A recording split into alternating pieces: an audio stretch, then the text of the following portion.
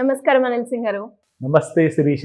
So మరి ఈ రోజు బంగారం ధర ఎలా ఉంది? అండ్ మనం చూసుకున్నట్లయితే నిన్న మొన్నటి నుంచి ఒక రోజు తగ్గడం, ఇంకో రోజు పెరగడం అయితే మనం చూస్తున్నాం. ఇంకా ఈ రోజుతో చూసుకున్నట్లయితే నెక్స్ట్ పెరుగుతుందా తగ్గుతుందా సార్? శుభగడియలు మొదలయ్యాయి. ఇన్ఫాక్ట్ చెప్పాలి అంటే నిన్న మొదటి శ్రావణ శుక్రవారం అని చెప్పేసి చాలామంది చెప్తే విన్నాను. లైక్ కోర్స్ శ్రావణ మాసం గురించి తెలుసు, కానీ శ్రావణ మాసంలో మొదటి శుక్రవారం చాలా ఇంపార్టెంట్ ఉంటుంది అన్నారు.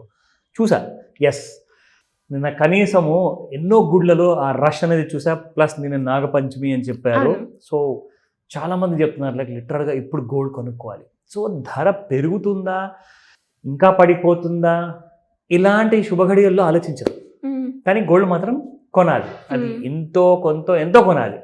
కానీ ఎస్, ఈ పెరుగుతున్న ఈ ప్రైసెస్లో గోల్డ్ ఇంకా కాస్త పడుతుంది. ఎందుకంటే మొన్నటిదాకా 75,000లో ఉండేది, 67,000 దాకా రావడం జరిగింది. కానీ ఇంకా పడితే బాగుండు కదా, ఎందుకంటే human wants are unlimited. So ఆ విషయానికి వస్తే ఎస్, గోల్డ్ కాస్తంత టెంపరీగా వీక్గానే ఉంది అని చెప్పుకోవచ్చు. సో ఈ విషయానికి వస్తే మీకు ఇంకా శుభఘడియలతో పాటు శుభవార్తలు కూడా వస్తాయి. ఆగండి, ఎందుకంటే బంగారము ఇంకా కుప్పగొలిపోతుంది. కరెక్ట్, ఎందుకంటే 71,000 క్రాస్ అవ్వలేకపోతుంది బంగారం. సూపర్. దానికి అసలు ఎంత ట్రై చేసినా కానీ ఏదో కాసంత పెరిగితే పెరగడం, కానీ మళ్ళీ సెల్లింగ్ రావడం వల్ల మళ్ళీ కిందికి పడిపోవడం, అదే జరుగుతుంది 70,000 కింద ఉన్నంత కాలం. సో 70,400 వరకు ఒకసారి వెళ్ళడం జరిగింది, కానీ మళ్ళీ దాని తర్వాత అది క్రాస్ అయింది అనుకోండి, ఈసారి 72 ఏదైనా మనము అప్ సైడ్ చూడొచ్చు. అదర్వైజ్ ఈసారి మీరు డెఫినెట్గా డౌన్ సైడ్లో బిలో 65,000 చూస్తారు. కానీ కొంచెం సమయం పడుతుంది, పేషెన్స్ ఉండాలి. అది ఎలాగా నిన్నటి వరకు బిహేవ్ అయ్యింది, ప్లస్ ఈ రోజున స్పాట్ గోల్డ్ ప్రైస్ ఏముందో అది కూడా మనం కాస్త చూసుకుందాం. ఎందుకంటే శ్రావణ మాసం స్టార్ట్ అయింది కాబట్టి కాస్తంత రైజ్ అనేది జరిగింది. ఇది టెంపరీ మాత్రమే. సో శిరీష, ఇక్కడ చూసుకుంటే 24 క్యారెట్ గోల్డ్ 7,009 రూపీస్ నిన్న ఉండింది.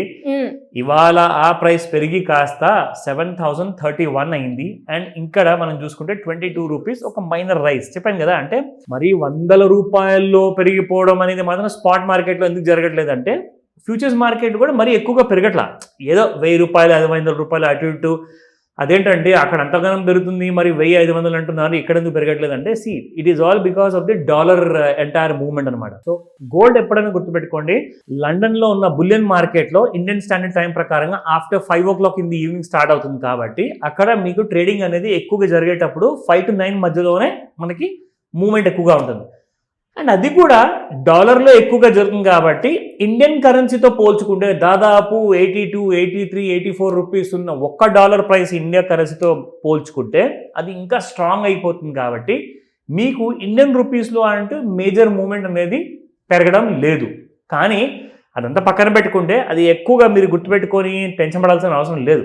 సో ఇది రికమెండేషన్ కూడా కాదు, మీరు ఎడ్యుకేట్ అవ్వండి. First and foremost futures market traders ఎవరైతే గోల్డ్ ఫ్యూచర్స్లో ట్రేడింగ్ చేస్తారో, ఆర్ ఎవరైతే స్పాట్ గోల్డ్ మార్కెట్లో కేజీలు బంగారం కొంటారో, బిజినెస్ చేసేవాళ్ళు, జ్యువెల్లర్స్ కానివ్వండి, ఆర్ మనలాంటి ఇండివిజువల్స్ ఏదైతే గ్రాముల్లో కొంటారు, 10 గ్రాముల 5 గ్రాముల, సో అలాంటి వాళ్ళందరి కోసం కూడా ముఖ్యమైన ఇన్ఫర్మేషన్ నేను ఇస్తున్నాను. ఫస్ట్ అండ్ ఫార్మోస్ట్ ఇప్పుడు చూద్దాము 22 క్యారెట్ గోల్డ్ ప్రైస్. ఇది కాస్త నిన్న మనకి 6,425 ఉండింది.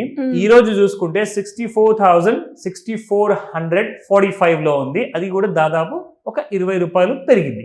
అదొక మైనర్ రైస్. నా ఇప్పుడు మనం చూసుకుందాము ఎగ్జాక్ట్లీ గోల్డ్ ఏం జరిగింది మొన్న ఏం జరిగింది. నిన్న యాక్చువల్గా సైడ్ వేస్ ఉండింది.